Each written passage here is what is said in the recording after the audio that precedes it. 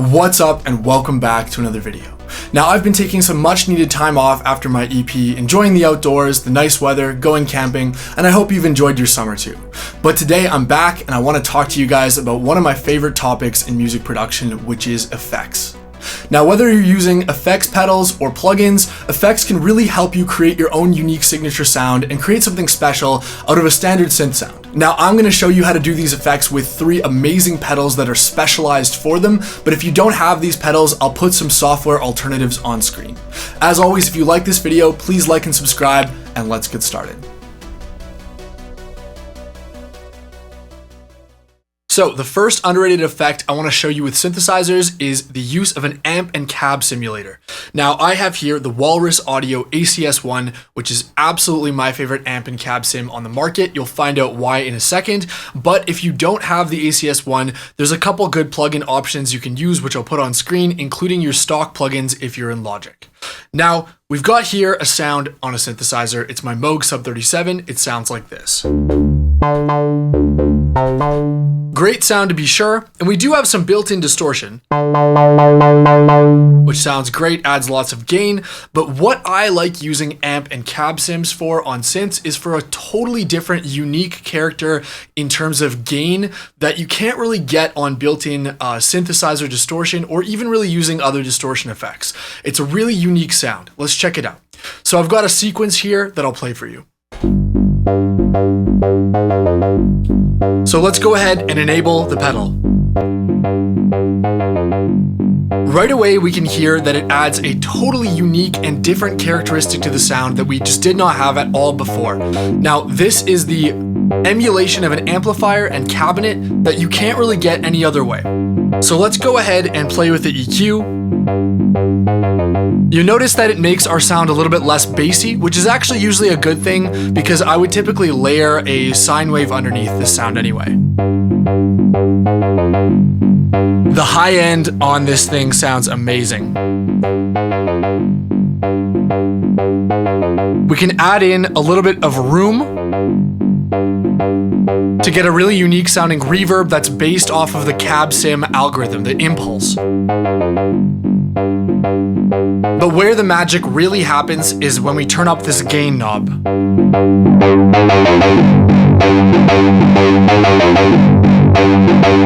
Sounds absolutely huge already.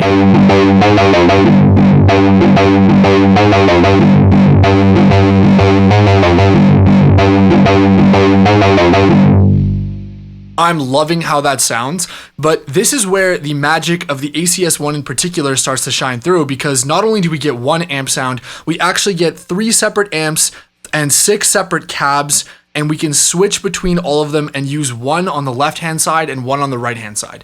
Now, this is probably my favorite feature to use with synths, and you could do this in software if you route 1 channel of your synth to the left and 1 channel to the right, but something great about the ACS1 is it's right here on the front panel. So let's go ahead and check out what that sounds like. So I'm going to go ahead and keep side 1 on this sound. And then side 2, I'm going to change up the amp.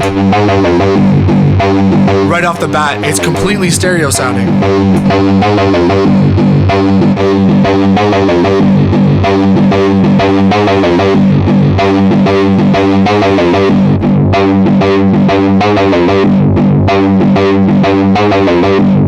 I'm liking that a lot.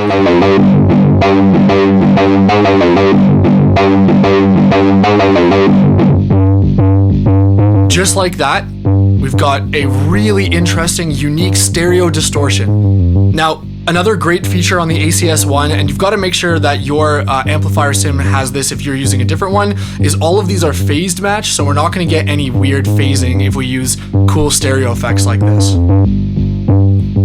They have a brand new firmware update too that added a whole bunch of new cabinet sim impulses, as well as some new great gain modes, which I'm running here. It sounds amazing, so if you do want to pick one of these up, I'll leave the link in my description. Let's jam on this a bit.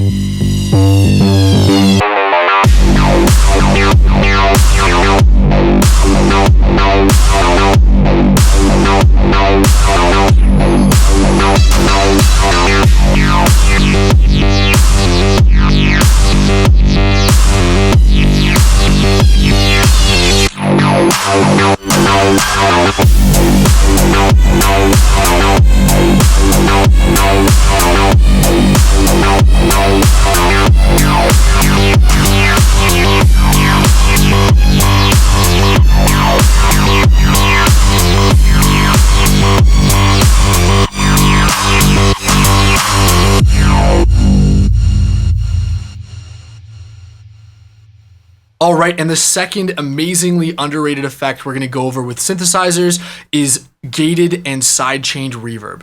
Now, I'm cheating a little bit here because this is a groovebox / sampler, but I think this effect is best demonstrated on something like this, so bear with me. So the pedal we're going to use today to demonstrate this effect is the Gamechanger audio light pedal, which is an incredible sounding spring reverb that uses a whole bunch of interesting tricks around lights to create a very, very unique reverb. Now, if you don't have this pedal, you can create a similar version of this effect in your DAW with any reverb of your choice, and then using your built-in gate or sidechain compressor tool after the fact.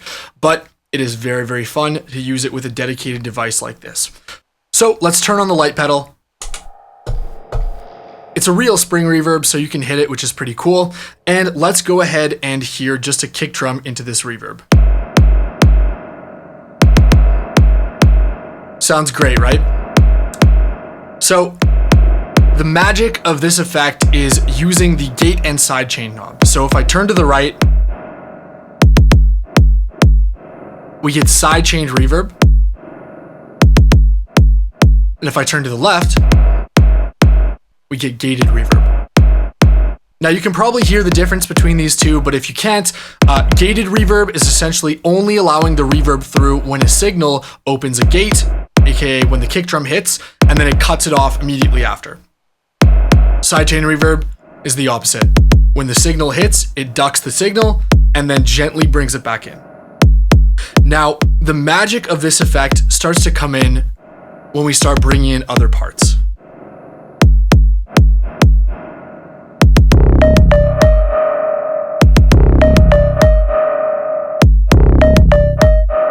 We can get a totally vibey sound this way.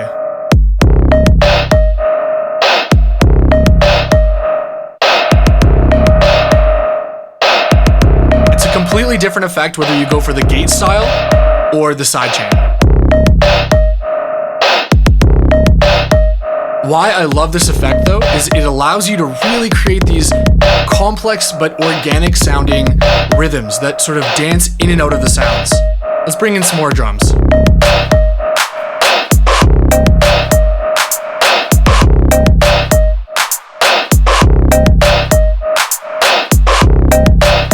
Very cool, right?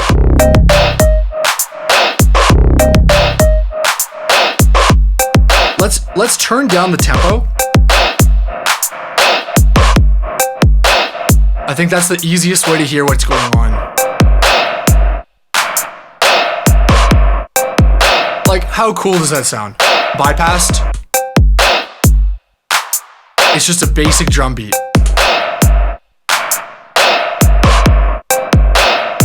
This gated reverb sound was really popular in the 80s on drums, but I think using it with synthesizer elements is really unique.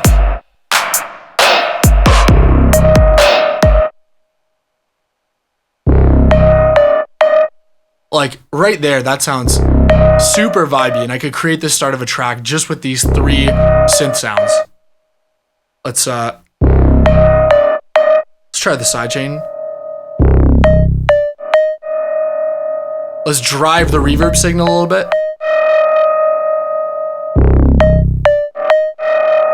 Bring the tempo back up.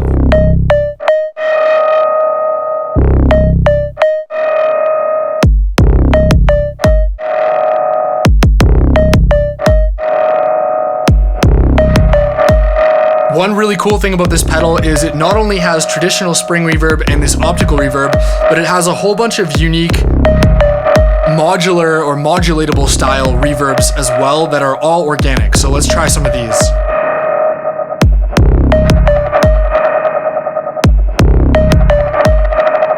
Like, what a cool sound.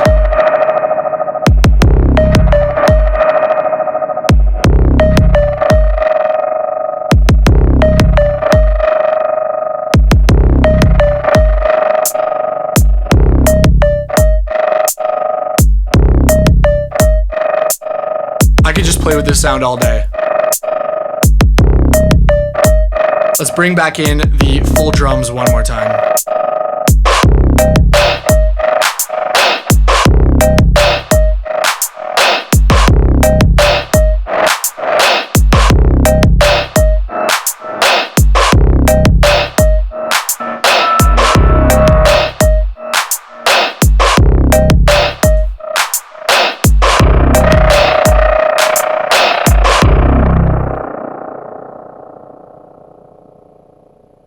All right, and for my final underrated effect here, I have probably one of the most popular pedals, so I know what you're thinking, the Generation Lost Mark II from Chase Bliss, but I hope to show you a unique way to use it. So we're gonna go ahead and start playing with this synth patch on the Argon 8. And probably one of the most common ways that you'll hear people use the Gen Lost, which is great, is for that classic tape warble and flutter effect.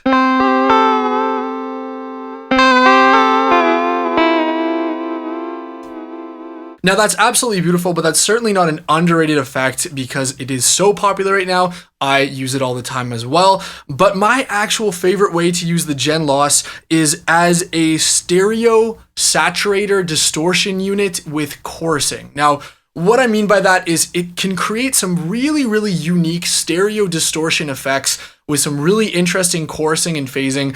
If you sort of misuse the pedal, or not misuse the pedal, but use it in a little bit of a different way, drive it a little harder than it's maybe meant to be used. So if we move it away from this pretty territory,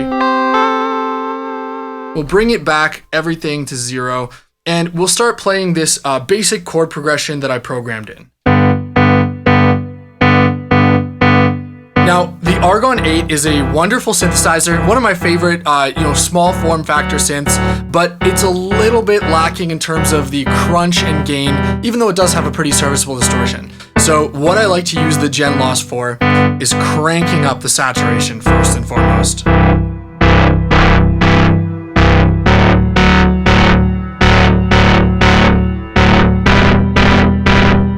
Now, right off the bat, I much prefer that sound of distortion versus the built-in distortion on a lot of synths, including the Argon, because it has so much character and vibe. And where we can really get crazy and interesting is if we start to, now that it's completely distorted, if we start to do things to the stereo signal. Now, I am using this pedal in mono in stereo out mode, MISO mode, which is my favorite way to use it. And I know the Argon is stereo, but a lot of synths are mono in and out, and the Gen Lost can add stereo distortion when we start to manipulate the MISO mode and manipulate the stereo signal while it's fully cranked to max saturation. So let's go ahead and start playing with that.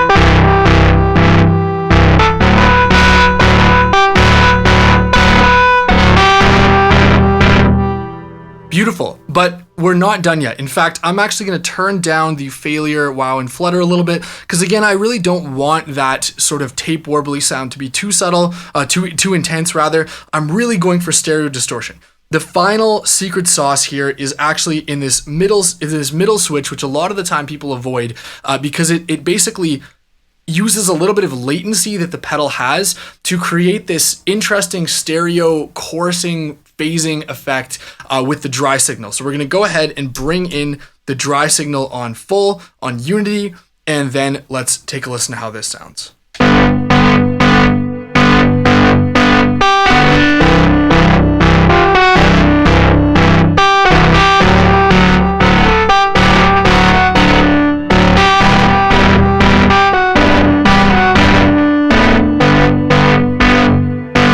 Sounds amazing. We've really transformed this very pedestrian keyboard sound. And we can even go further if we want to shape the sound more by using the different models of the tape machines that this pedal emulates.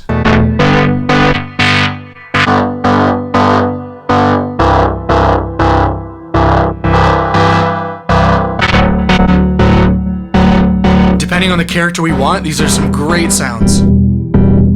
Really low and haunted.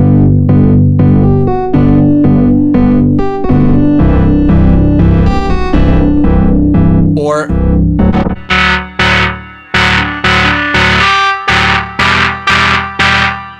really filtered. Now, hopefully that was a unique way to show you guys how to use the Gen Lost. I'm aware it's not an underrated pedal, but I do feel like using tape emulations for stereo, chorus, and distortion is something I don't see as often as that classic warble and wow and flutter sound. Now, again, I forgot to mention at the outset, but if you don't have the Gen Loss, there's a lot of great options that I will put on screen here that you could use instead. But again, there's nothing that beats the form factor of a pedal, in my humble opinion, that you can just use and tweak on the fly while you're designing sounds.